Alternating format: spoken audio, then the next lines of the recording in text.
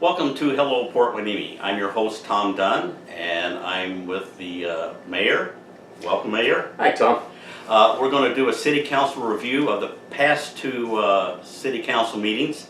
The one on August 21st and the one on this last Tuesday, September 5th. There's a lot of stuff in both of these, a lot of things that the city is working on, and we're going to explore them and let you know what's going on, and we do have some answers for you.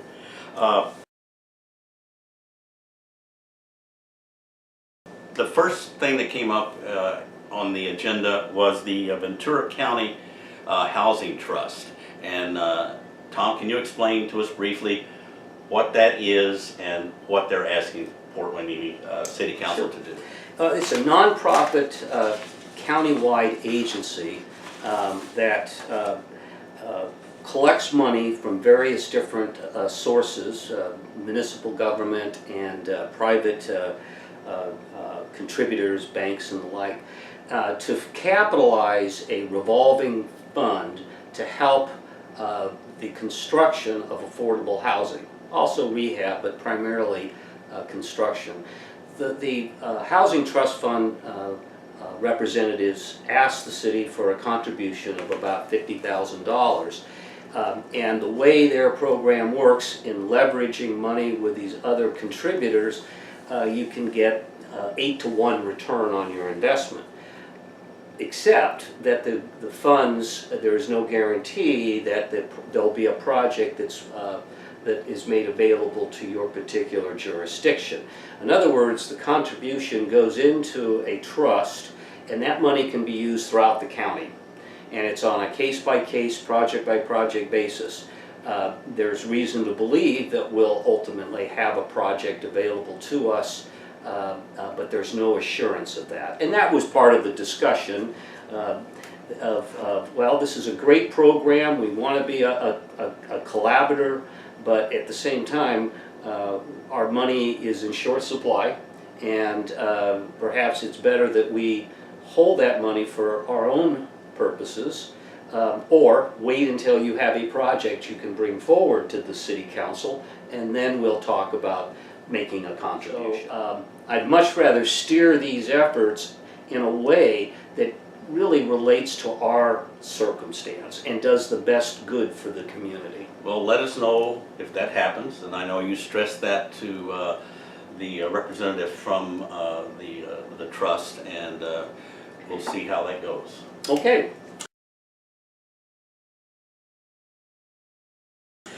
Next on the agenda was there were two things. One, the tax ordinance, and the other one was the sales tax sharing.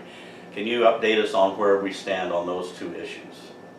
Well, this was a second reading, so the two ordinances were actually introduced and were discussed publicly at the previous council meeting. This was a consent item because it's the next step to implement these two ordinances. So this is somewhat perfunctory. Collectively, these two ordinances are about attracting private capital to the community to try to help backfill our vacancy in the commercial stick and mortar part of town that we're experiencing between 20 and 25% vacancy. These tools can help attract and backfill those vacancies, encourage reinvestment, and also to target where you'd like to see revitalization occur. We still have some targets around town that I'll call it distressed properties. Previously, redevelopment would be used to try to regenerate those properties, but we no longer have that tool. The state terminated redevelopment in 2011. So these tax share ordinances would allow us to do what redevelopment once did, and that is to target a removal of blight and regenerate distressed properties. So it's a combination of those two objectives that these ordinances serve. Backfill our vacant commercial space with tenancy that will generate sales tax and business tax licensing revenue to the city, and secondly, again, to deal with properties that need help, that are in distress, and we want to regenerate those properties. Good enough. Those are issues that hopefully will get some more growth going here and increase the sales dollars. That's Right. what we need.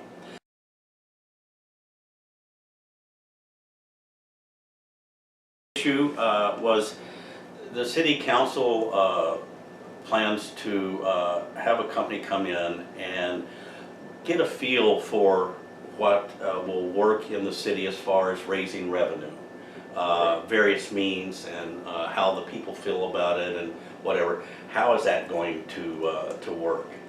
Well, what the council approved at that meeting were a series of contracts that allow us to get a better read from the community as to the priorities they place on the services they receive, how much they're willing to pay for those services, and the vehicle by which we underwrite the expenses. For instance, on the tax side, we've been looking at the possibility of a public safety parcel tax measure that would be a dedicated source of revenue to underwrite our public safety functions. We're looking at what's known as a real estate transfer tax, which is imposed at the time of sale of property. So it's not an ongoing tax that would be assessed against property owners and payable every year. It only occurs at the point of sale of the property.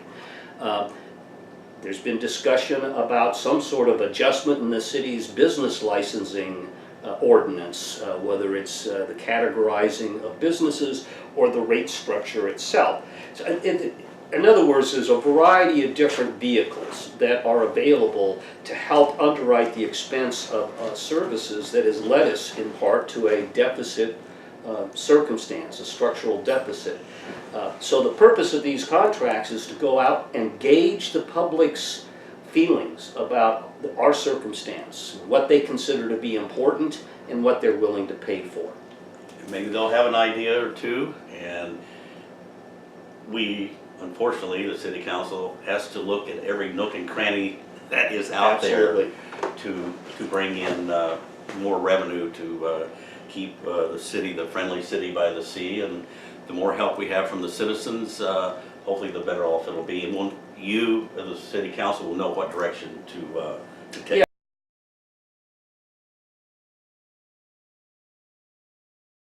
Yeah. Okay, we have some department reports.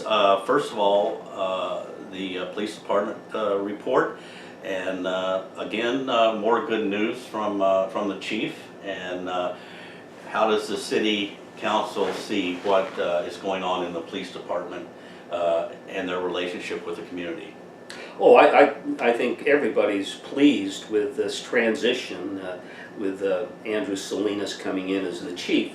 And what you're seeing on these agendas is a more regular updating, not only for the council's benefit, for the public's benefit as well. And it isn't just crime stats, which are very favorable. We're in a much better place this year than we were last year in terms of crime rates.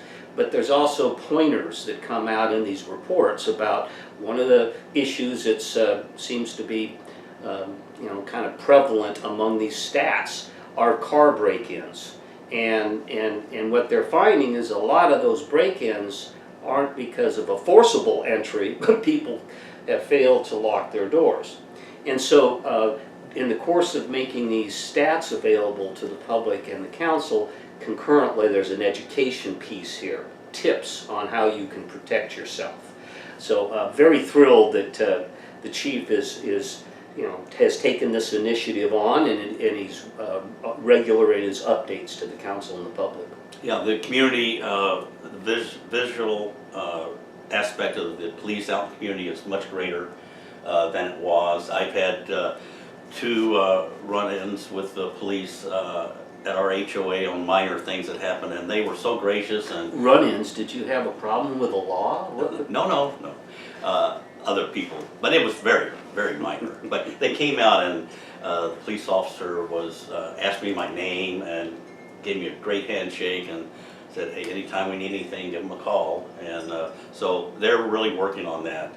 And so it's good to see that they are on top of everything as far as we can see so far. Okay.